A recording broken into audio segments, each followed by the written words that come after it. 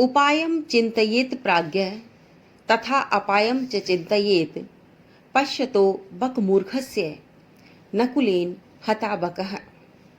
इस श्लोक के माध्यम से कहा गया है कि बुद्धिमान व्यक्ति उपाय पर विचार करते हुए भी सब प्रकार की हानि का चिंतन पहले कर लेते हैं, यानी ऐसा उपाय करते हैं जिससे कार्य भी सफल हो जाए और हानि भी ना हो।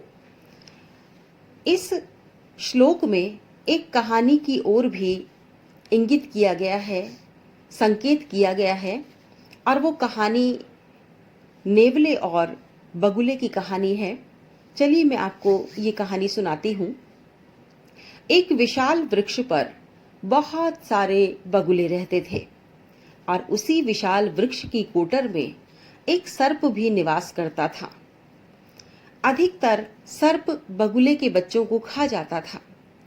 बगुला इस बात से बहुत दुखी था और वो सोचने लगा कि मैं क्या उपाय करूं जिससे ये सर्प मर जाए और मेरे बच्चे भी बच जाएं।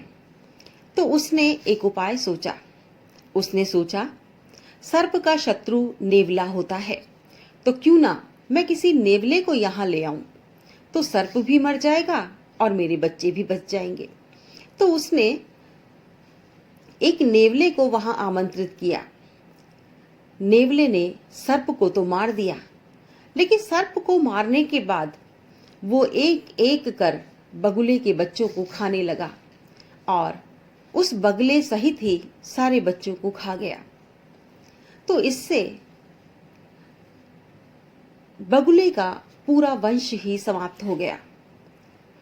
तो इस श्लोक के माध्यम से कहा गया है कि हमें ऐसा उपाय नहीं करना चाहिए जो हमारे लिए हानिकारक सिद्ध हो। अर्थात उपाय करने से पहले उसकी हानि के संबंध में हमें सोच लेना चाहिए। ऐसी ही ये कहानी है गोदोहनम, जिसमें उपाय करने से पहले गृह स्वामिनी यह नहीं सोचता कि इसके क्या दुष्परिणाम निकलेंगे। चलिए हम ये कहानी पढ़ते हैं, इसका हिंदी में अनुवाद पढ़ते हैं। हिंदी में अनुवाद के साथ ही आपको कहानी भी समझ में आ जाएगी और साथ ही इस कहानी से हमें क्या शिक्षा मिलती है यह भी हम भली भांति समझ लेंगे। तो चलिए इस कहानी की शुरुआत करते हैं। ये एक एकांकी के रूप में है और नाटकीय तरीके से प्रस्तुत की गई है। प्रथम दृश्य प्रारंभ होता है। मल्लिका लड्डू बना रही है और मंद मंद स्वर में शिव की स्तुति भी कर रही है। उसी समय लड्डुओं की गंध से प्रभावित होकर चंदन प्रसन्न मन से उसके पास आता है और कहता है, वाह, बहुत ही अच्छी सुगंध आ रही है। अरे, लड्डू बना रही हो? वाह, मुझे तो इसका स्वाद बहुत अच्छा लगता है। मैं तो लड्डू जरूर खाऊंगा। और ऐसा कहकर वो लड्डुओं को उठाने की कोशिश करता है।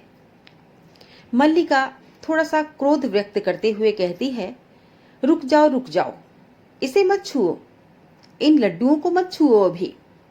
चंदन कहता है, क्यों क्रोधित होती हो, क्यों गुस्सा करती हो? तुम्हारे हाथों के बने हुए लड्डुओं को देखकर तो मेरे मुंह में लार टपकने लगती है। यानी मेरी जिह्वा जो है वो नियंत्रण में नहीं रहती, ये तो तुम जानते ही हो।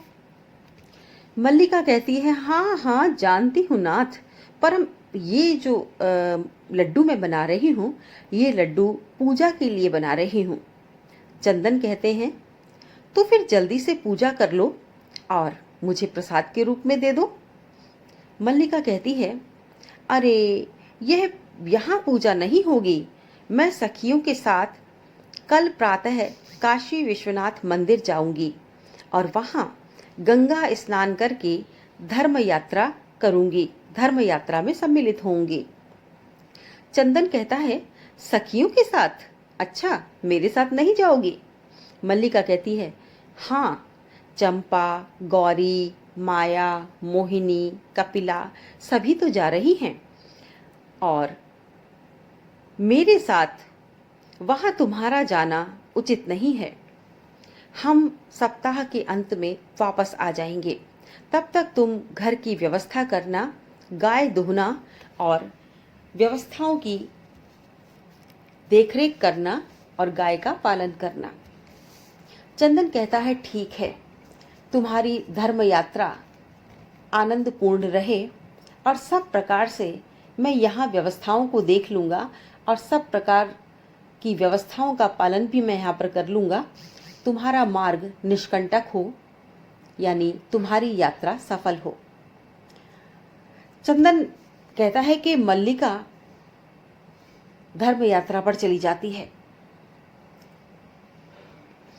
दुग्ध दोहन करने के लिए वह सुबह सुबह नाश्ते का प्रबंध करता है और स्त्री वेश धारण करके दूध का पात्र हाथ में लेकर नंदिनी के पास जाता है।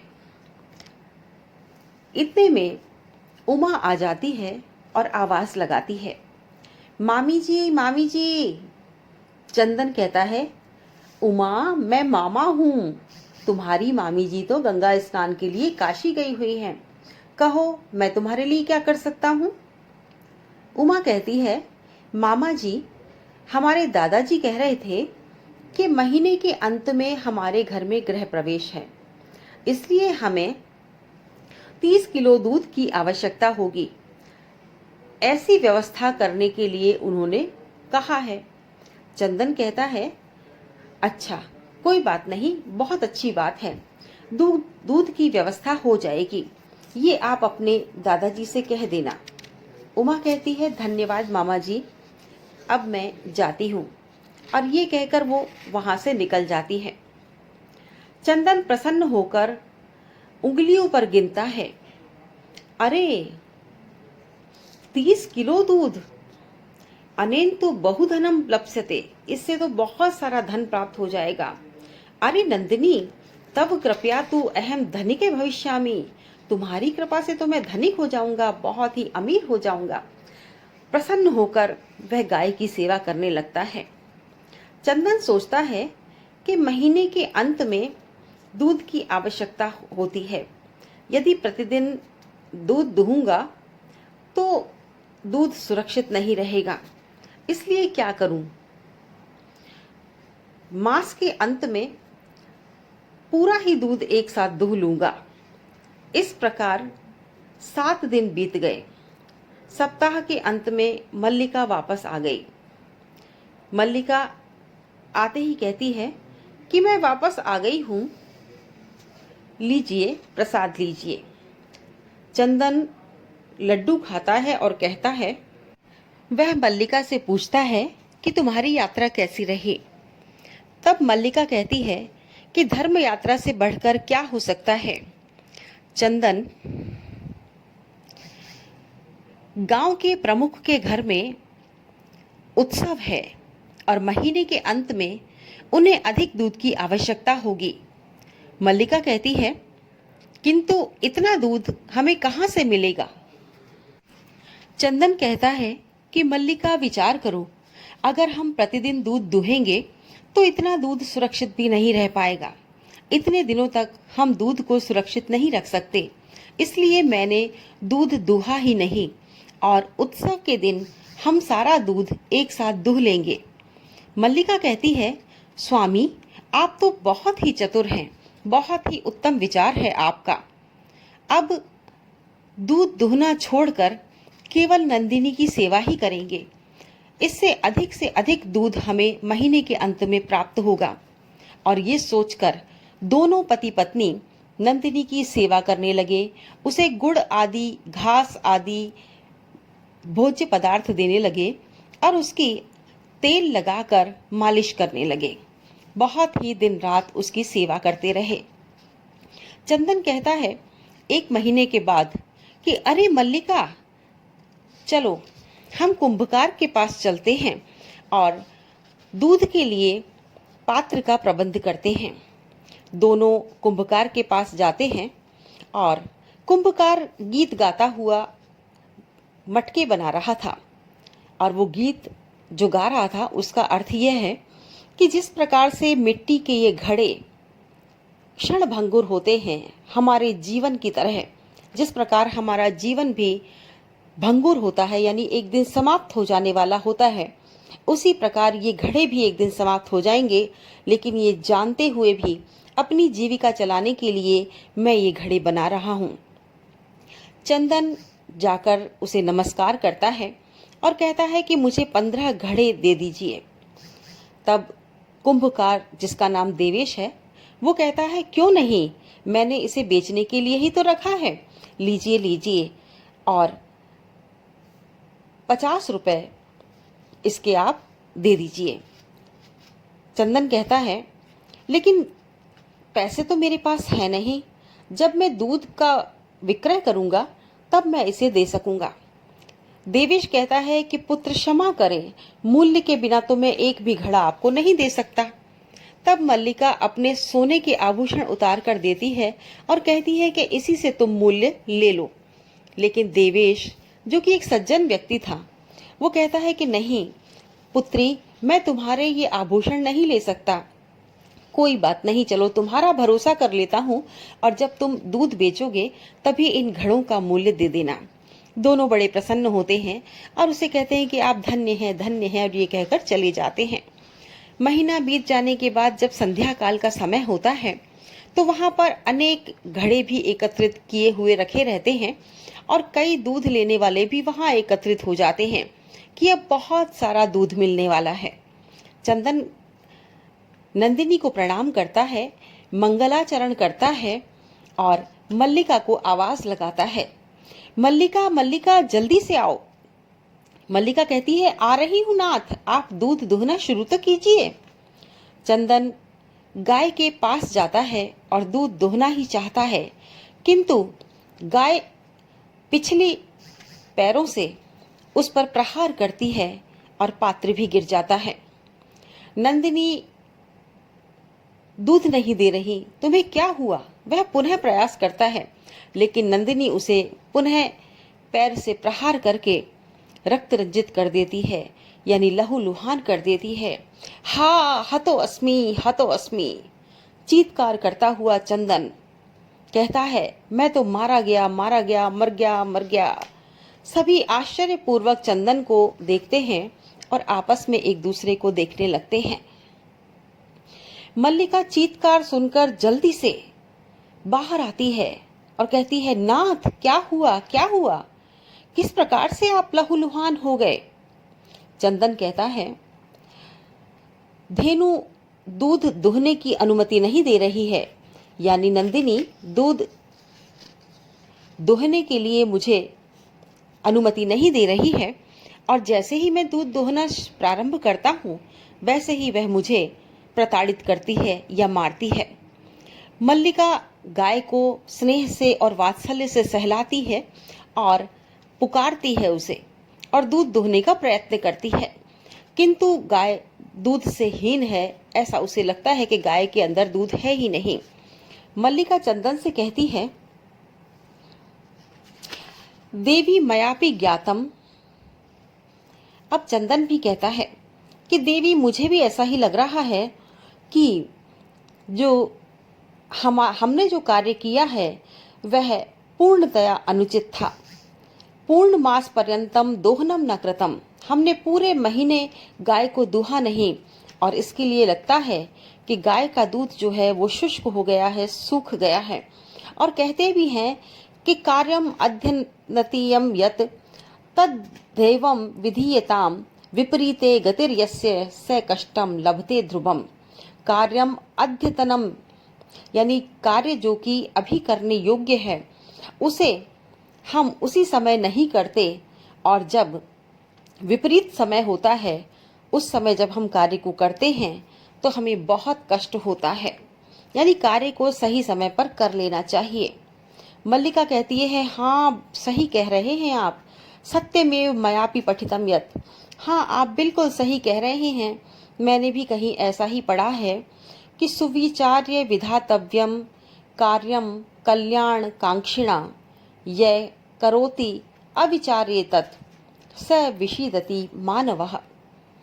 इसका अर्थ यही है कि हमें कोई भी कार्य जब हम करना चाहते हैं कल्याण की आकांक्षा से, यानी हम अपनी भलाई के लिए कोई भी कार्य करना चाहते हैं तो हमें बहुत सोच विचार करके वो कार्य करना चाहिए।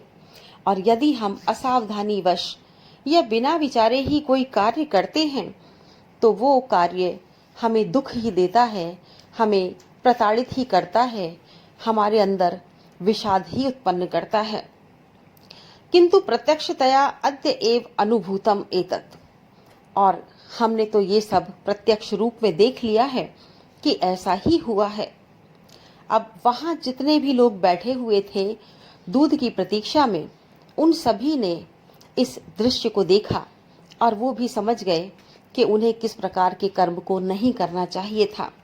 और सभी ने कहा कि कई दिनों के कार्य को एक साथ करने में कभी भी भलाई नहीं है, एक साथ नहीं करना चाहिए। जो इस प्रकार से करता है वह हमेशा कष्ट ही प्राप्त करता है। और पर्दा गिरता है, सभी मिलकर कहते हैं, आदानस्य प्रदानस्य कर्तव्यस्य च कर्मणः क्षिप्रम अक्रियमाणस्य कालः पिबति तद्रसम। इसका अर्थ यही है कि देन लेन में, कर्तव्यों के पालन में, किसी को देना हो, कुछ किसी से लेना हो, कर्तव्यों की पालना करनी हो या किसी भी प्रकार का कार्य हो, इसे करने में हमें हमेशा जल्दी नहीं करनी चाहिए और हमेशा करने योग्य कार्यों को सदैव समय पर करना चाहिए।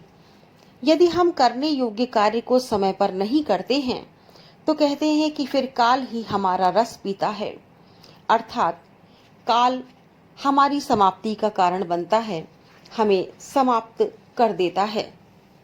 तो इस प्रकार से सुभाषितानी के माध्यम से इस पाठ में हमें शिक्षा भी दी गई है और हमें यही शिक्षा दी गई है कि हमें अपना कार्य समय पर करना चाहिए। और जैसा कि बच्चों आप लोग सोचते हैं कि हम प्रतिदिन अपना पढ़ाई का कार्य ना करें, अपने अभ्यास का कार्य ना करें और परीक्षा आने पर एक साथ पढ़ लेंगे, तो ये इसी प्रकार का कार्य है जिस प्रकार से हमने इस कहानी के माध्यम से पढ़ा कि जब कार्य एक साथ एकत्रित हो जाता है, इकट्ठा हो जाता है, तो हम उस कार्य को नहीं कर पाते हैं। वो कार्य बहुत ही मुश्किल हो जाता है और विपरीत फल देने वाला होता है। तो आप भी नियमित रूप से पढ़िए और परीक्षा तक अपने आप को प्रतिदिन क्रम से पढ़ते हुए परीक्षा के लिए तैयार कीजिए। ऐसा ना सोचें कि हमें प्रतिदिन पढ़ने की आवश्यकता नहीं है और जब परीक्षा होगी तब हम पढ़ लेंगे। यदि आप ऐसा सोचते हैं तो आप चंदन के समान ही विपरीत फल को प्राप्त करेंगे। तो ये था हमारा कक्षा 9 का तीसरा पाठ, गोदोहनम।